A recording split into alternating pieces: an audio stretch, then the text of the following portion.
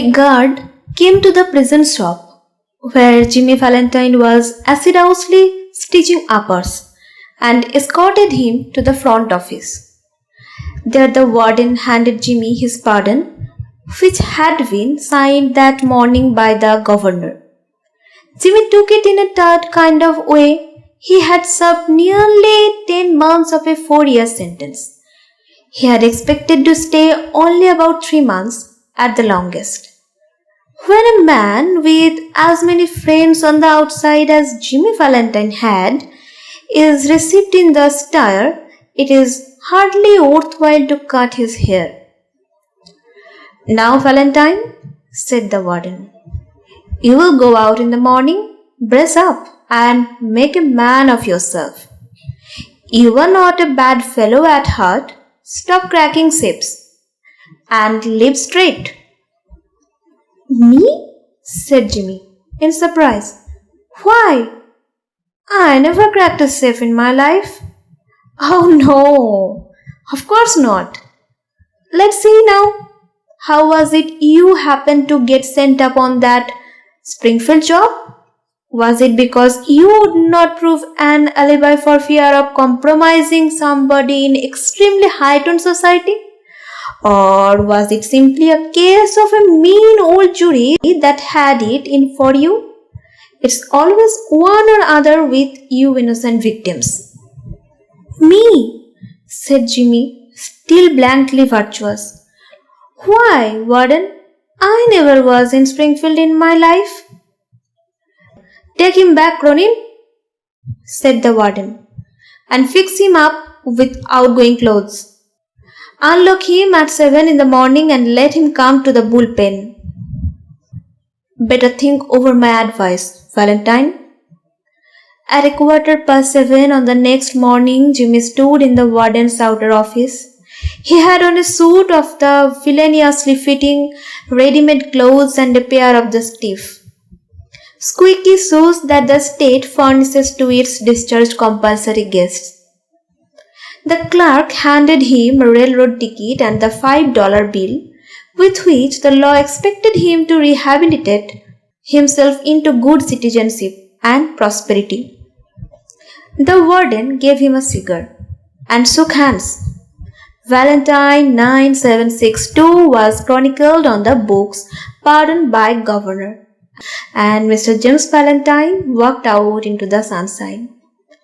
Disregarding the song of the birds, the waving green trees, and the smell of the flowers, Jimmy headed straight for a restaurant.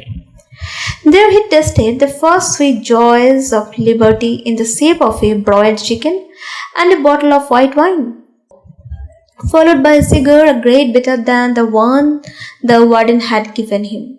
From there he proceeded leisurely to the depot. He tossed a quarter into the hat of a blind man sitting by the door and boarded his train. 3 hours set him down in a little town near the state line. He went to the cafe of one Mike Dolan and shook hands with Mike, who was alone behind the bar. "Sorry, we couldn't make it sooner, Jimmy, me boy," said Mike. "But we had the protest from Springfield to buck against and the governors nearly bucked. Feeling all right?" "Fine," said Jimmy. "Got my key?" He got his key and went upstairs, unlocking the door of a room at the rear. Everything was just as he had left it. There on the floor was still Ben Price's collar button that had been torn from that eminent detective's shirt band when they had overpowered Jimmy to arrest him. Pulling out from the wall a folding bed, Jimmy slid back a panel in the wall and dragged out a dust-covered suitcase. He opened this and gazed fondly at the finest set of burglar's tools in the East. It was a complete set, made of specially tempered steel. The latest designs in drills, punches, brushes, and beads, jimmies, clamps, and augers, with 2 or 3 novelties invented by Jimmy himself, in which he took pride. Over $900 they had cost him to have made at a place where they make such things for the profession. In half an hour, Jimmy went downstairs and thought the cafe. He was now dressed in tasteful and well-fitting clothes and carried his dusted and cleaned suitcase in his hand. Got anything on? Asked Mike Dolan, genially. Me, said Jimmy, in a puzzled tone. I don't understand. I am representing the New York Amalgamated Salt Snap Biscuit Cracker and Frazzled Feed Company. This statement delighted Mike to such an extent that Jimmy had to take a seltzer and milk on the spot. He never touched hard drinks. A week after the release of Valentine 9762, there was a neat job of safe burglary done in Richmond, Indiana, with no clue to the author. A scant $800 was all that was secured. 2 weeks after that, a patented, improved burglar-proof safe in Logansport was opened like a cheese to the tune of $500 currency, securities, and silver untouched. That began to interest the rogue catchers. Then an old-fashioned bank safe in Jefferson City became active and threw out of its crater an eruption and banknotes amounting to $5,000. The losses were now high enough to bring the matter up into Ben Price's class of work. By comparing notes, a remarkable similarity in the methods of the burglaries was noticed. Ben Price investigated the scenes of the robberies and was heard to remark, "That's Daddy Jimmy Valentine's autograph. He's resumed business. Look at that combination knob. Jerked out as easy as pulling up radish in wet weather. He has got the only clamps that can do it. And look how clean those tumblers were punched out. Jimmy never has to drill but one hole. Yes, I guess I want Mr. Valentine. He will do his bit next time without any short time or clemency foolishness." Ben Price knew Jimmy's habit. He had learned them while working on the Springfield case. Long jumps, quick getaways, no confederates, and a taste for good society. These ways had helped Mr. Valentine to become noted as a successful dodger of retribution. It was given out that Ben Price had taken up the trail of the elusive cracksman, and other people with burglar-proof safes felt more at ease. One afternoon, Jimmy Valentine and his suitcase climbed out of the mail hack in Elmore, a little town 5 miles off the railroad down in the blackjack country of Arkansas. Jimmy, looking like an athletic young senior just home from college, went down the board sidewalk toward the hotel. A young lady crossed the street, passed him at the corner, and entered a door over which was the sign, "The Elmore Bank." Jimmy Valentine looked into her eyes, forgot what he was, and became another man. She lowered her eyes and colored slightly. Young men of Jimmy's style and looks were scarce in Elmore. Jimmy collared a boy that was loafing on the steps of the bank as if he were one of the stockholders, and began to ask him questions about the town, feeding him dimes at intervals. By and by, the young lady came out, looking royally unconscious of the young man with the suitcase, and went away. "Is not that young lady Miss Polly Simpson?" asked Jimmy with suspicious guile. "No," said the boy. "She's Annabel Adams. Her pa owns this bank." "What would you come to Elmore for?"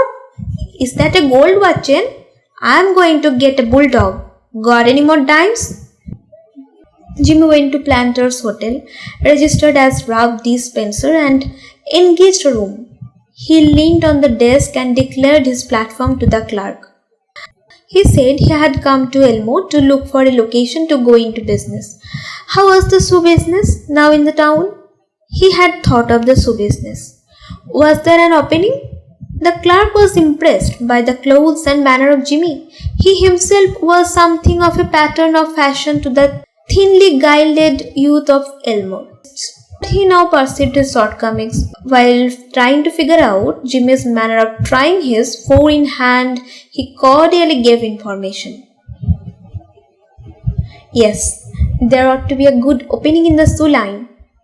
There was not an exclusive shoe store in the place. The dry goods and general stores handled them. Business in all lines was fairly good. hoped Mr. Spencer would decide to locate in Elmore. He would find it a pleasant town to live in and the people very sociable. Mr. Spencer thought he would stop over in the town a few days and look over the situation. No, the clerk need not to call the boy. He would carry off his suitcase himself. It was rather heavy. Mr. Ralph Spencer, the phoenix that arose from Jimmy Valentine's ashes left by the flame of a sudden and alternative attack of love, remained in Elmore and prospered. He opened a shoe store and secured a good run of trade. Socially, he was also a success and made many friends, and he accomplished the wish of his heart. He met Miss Annabel Adams and became more and more captivated by her charms. At the end of a year, the situation of Mr. Ralph Spencer was this. He had won the respect of the community, his shoe store was flourishing, and he and Annabel were engaged to be married in 2 weeks. Mr. Adams, the typical plodding country banker, approved of Spencer. Annabel's pride in him almost equaled her affection. He was as much at home in the family of Mr. Adams and that of Annabel's married sister as if he were already a member. One day Jimmy sat down in his room and wrote this letter, which he mailed to the safe address of one of his old friends in St. Louis. On the Monday night after Jimmy wrote this letter, Ben Price jogged unobtrusively into Elmore in a livery buggy. He launched about town in his quiet way until he found out what he wanted to know. From the drug store across the street from Spencer's shoe store, he got a good look at Ralph Spencer. "Going to marry the banker's daughter, are you, Jimmy?" said Ben to himself softly. "Well, I don't know." The next morning, Jimmy took breakfast at the Adamses. He was going to Little Rock that day to order his wedding suit and buy something nice for Annabel.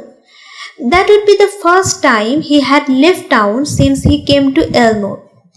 It had been more than a year now since those last professional jobs, and he thought he could safely venture out. After breakfast, quite a family party went downtown together. Mr. Adams, Annabel, Jimmy, and Annabel's married sister with her 2 little girls aged 5 and 9. They came by the hotel where Jimmy still boarded, and he ran up to his room and brought along his suitcase. Then they went on to the bank. There stood Jimmy's horse and buggy and Dobbs Gibson, who was going to drive him over to the railroad station. All went inside the high, carved oak railings into the banking room, Jimmy included, for Mr. Adams' future son-in-law was welcome anywhere. The clerks were pleased to be greeted by the good-looking, agreeable young man who was going to marry Miss Annabel. Jimmy set his suitcase down. Annabel, whose heart was bubbling with happiness and lively youth, put on Jimmy's hat and picked up the suitcase. "Could not I make a nice drummer?" said Annabel. "My Ralph, how heavy it is! Feels like it was full of gold bricks." "Lot of nickel-plated shoe horns in there," said Jimmy coolly. "That I am going to return, thought I would save express charges by taking them up. I am getting awfully economical." The Elmore Bank had just put in a new safe and vault. Mr. Adams was very proud of it and insisted on an inspection by everyone. The vault was a small one, but it had a new patented door. It fastened with 3 solid steel bolts thrown simultaneously with a single handle and had a time lock. Mr. Adams beamingly explained its working to Mr. Spencer, who showed a courteous but not too intelligent interest. The 2 children, May and Agatha, were delighted by the shining metal and funny clock and knobs. While they were thus engaged, Ben Price sauntered in and leaned on his elbow, looking casually inside between the railings. He told the tailor that he didn't want anything. He was just waiting for a man he knew. and suddenly there was a scream, and two from the women, and a commotion. Unperceived by the elders, May, the 9-year-old girl, in a spirit of play, had shut Agatha in the vault. She had then shot the bolts and turned the knob of the combination as she had seen Mr. Adams do. The old banker sprang to the handle and tugged at it for a moment. "The door cannot be opened," he groaned. "The clock has not been owned, nor the combination set." Agatha's mother screamed again hysterically. said Mr. Adams, raising his trembling hand. "All be quiet for a moment. Agatha!" he called as loudly as he could. "Listen to me." During the following silence, they could just hear the faint sound of the child wildly shrinking in the dark vault in a panic of terror. "My precious darling," wailed the mother. "She will die of fright. Open the door. Oh, break it open. Can't you men do something?" "There is not a man nearer than Little Rock who can open the door," said Mr. Adams in a shaky voice. "My God, Spencer, what shall we do? That child, she cannot stand it long in there. There is not enough air, and besides she will go into convulsions from fright." Agatha's mother, frantic now, beat the door of the vault with her hands. Somebody wildly suggested dynamite. Annabel turned to Jimmy, her large eyes full of anguish, but not yet despairing. To a woman, nothing seems quite impossible to the powers of the man she worships. "Try, won't you?" He looked at her with a queer, soft smile on his lips and in his keen eyes. "Annabel," he said, "give me that rose you are wearing." "Will you?" he said, hardly believing that she heard him all right. She unpinned the bud from the bosom of her dress and placed it in his hand. Jimmy stuffed it into his vest pocket, threw off his coat, and pulled off his shirt sleeves. With that act, Ralph Spencer passed away, and Jimmy Valentine took his place. "Get away from the door, all of you," he commanded shortly. He set his suitcase on the table and opened it out flat. From that time on, he seemed to be unconscious of the presence of anyone else. He laid out shining, queer implements swiftly and orderly, whistling softly to himself as he always did when at work. In a deep silence and immovable, the others watched him as if under spell. In a minute, Jimmy's pet drill was biting smoothly into the steel door. In 10 minutes, breaking his own burglarious record, he threw back the bolts and opened the door. Agatha, almost collapsed, but safe, was gathered into her mother's arms. Jimmy Valentine put on his coat and walked outside the railings toward the front door. As he went, he thought he heard a far away voice that he once knew call Ralph, but he never hesitated. At the door, a big man stood somewhere in his way. "Hello, Ben," said Jimmy, still with his strange smile. "Got around at last, have you? Well, let's go. I don't know that it makes much difference now." And then Ben Price acted rather strangely. "I guess you're mistaken, Mr. Spencer," he said. "Don't believe I recognize you. Your buggy is waiting for you, ain't it?" And Ben Price turned and strolled down the street.